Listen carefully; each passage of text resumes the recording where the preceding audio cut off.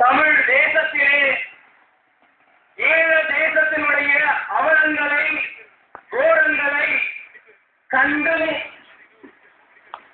முகம் கூட பார்க்காமல் இருக்கக்கூடிய இந்திய அரசுக்கு தன்னுடைய கண்டனத்தை இந்த சென்னை மாநகரத்திலே பதிவு செய்ய வேண்டும் என்கின்ற உயர்ந்த நோக்கோடு போர்க்குற்றம் இனப்படுகொலைக்கு எதிரான களமாடுகின்ற இளைஞர் அமைப்புகளும் இங்கே வருகை தந்திருக்கக்கூடிய மதிப்புக்குரிய பாசத்திற்குரிய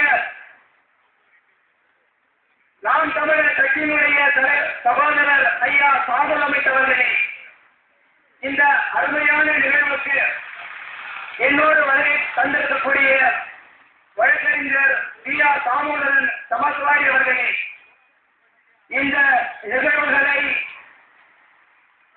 உதவும் துறையாக உதவாத்துறையா இல்லாமல் உதவும் துறையாக வந்திருக்க கொண்டிருக்கக்கூடிய உளவுத்துறை அன்பர்களே, கண்ணை இமை காப்பது போல இந்த நிகழ்வுகளை பாதுகாப்புக்கு காத்துக் கொண்டிருக்கக்கூடிய காவல்துறை அன்பர்களே, உங்கள் அனைவருக்கும் இந்த இனிய நேரத்திலே என்னுடைய நன்றியும் வணக்கத்தையும் தெரிவித்துக் கொள்கிறேன். நாங்கள் செங்கல்பட்டிலிருந்து வர இணையதளத்துல முகநூல் அப்படின்னு சொல்லக்கூடிய உறவு பாலம் அப்படின்ற ஒரு இணையதளத்துல இருக்கிறோம். அது கூடிய விரைவில் ஒரு இணையதளமா மாற இருக்குது. அந்த உறவு பாலம் இணையதளத்துல புலம்பெயர்ந்த சகோதரர்கள் சுமார் 9,000 பேர் அதுல உறுப்பினராக இருக்கிறாங்க. அதுல தமிழ்நாட்டு துப்புள்கொடி உறவுகளும் தென்தமிழ் நாட்டில் இருக்கக்கூடிய தமிழ் உறவுகளும் இணைந்து தமிழர்களுக்கான உரிமையை பொருள் கொடுப்பதற்காக இருக்காங்க. அவர்கள் நேற்று நம்ம அன்பு சகோதரர்கள் இணையதளத்தின் மூலமா முகநூல் மூலமாக அவர்கள் அனுப்பிய அந்த வேண்டுகோளை ஏற்று உறவு பாலத்தினுடைய புலம்பெயர்ந்த சகோதரனுடைய அழுத்தத்தின் கருத்தை இந்த சென்னை மாநகரிலே நான் பதிவு செய்ய வேண்டும் என்கின்ற உயர்ந்த நோக்கோடு உங்களோடு வந்திருக்கிறேன். ஒரு உறவு பாலம் என்று சொல்லக்கூடிய நிறைய காணொலிலாம் நாங்கள் நிறைய உறவு பாலத்தின் மூலமா இதுவரையும் 5 காணொலி வந்து வெளியிட்டப்பட்டிருக்கிறது. அப்படிப்பட்ட உணர்வும் உணர்ச்சியும் தன்மானமும் தமிழனுக்கு உண்டு. எந்த மொழிக்குமே இல்லாத சிறப்பு தமிழர்களுக்கு உண்டு. ஏன்னா நமக்கு இன உணர்வு, மான உணர்வு. ஏன்னா தமிழ் வந்து அது விஞ்ஞான மொழி. தமிழ் எவ்வளவுக்கு எவ்வளவு ஒருத்தன் பேசுறானோ அவனோட ஆயுள் நீண்டு போறோம். தமிழ் எவ்வளவு அழகா பேசி அவன் நல்லா இருக்கிறானோ அவன் சிந்தனையாளராய் சாதனையாளராய் பரிந்துரைப்பான். தமிழ் பேசினா எப்படி இருப்பான்றதற்கு வீரமர கூட்டமா அண்ணன் பிரபாகரன் சாட்சி. அப்படிப்பட்ட வீர பரம்பரை புலம்பெயர்ந்த தேசத்தில் இருக்கக்கூடிய அன்பு சகோதரர் ஒருவர் எழுதிய கவிதை, அந்த கவிதையை நான் இங்கே பதிவு செய்வதிலே மகிழ்ச்சி அடைகிறேன். அமைதியாய் கேட்கிறோம், தீயாக மாறும் முன்னே நீதி சொல். உண்ணாவிரதம் உண்ணாவிரதம் மண்ணோடு மண்ணாய் போகும். எம் இனத்தை மீட்டெடுக்க உண்ணாவிரதம். மண்ணுக்குள் புதையுண்டு மண்டலோடுகளுக்கு நீர் கேட்டு உண்ணாவிரதம். மரத்து போல மாநிலத்தை தட்டி எழுப்பும் உண்ணாவிரதம். பறந்து விரிந்த பாரதமாகாது கண்கள் திற. ஓ காந்தி தேசமே கண்களை திற. கண்ணகி சிலையே பரலோட வல்லவனே கண்ணை திற. அநீதியை எதிர்கொள்ள ஆயுதத்தை எடுத்த போது பயங்கரவாதம் என்று பத்தை குத்தி எம் இனத்தை பாடைகட்டும் காந்தி தேசமே.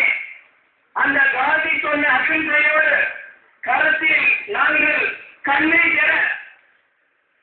காடு வெட்டி கலை செய்த எம்மினம் பெருங்கொடலாய் தின்றுள்ள வென்று போன உறவுகளின் உரிமைக்காக நாம் தொடுக்கும் அகிம்சை போர்.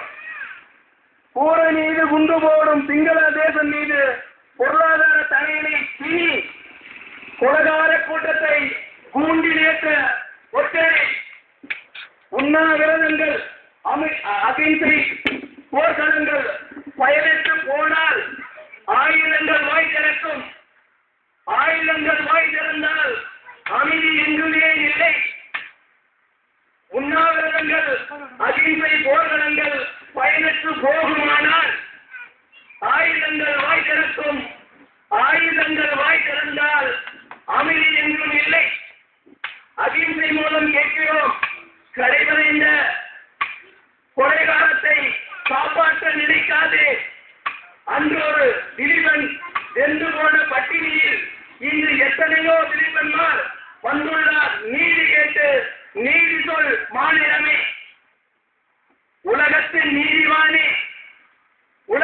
பெருமன்றமே உன் முன் நீதி கேட்டு வெந்து போனான் முருகதாசன்.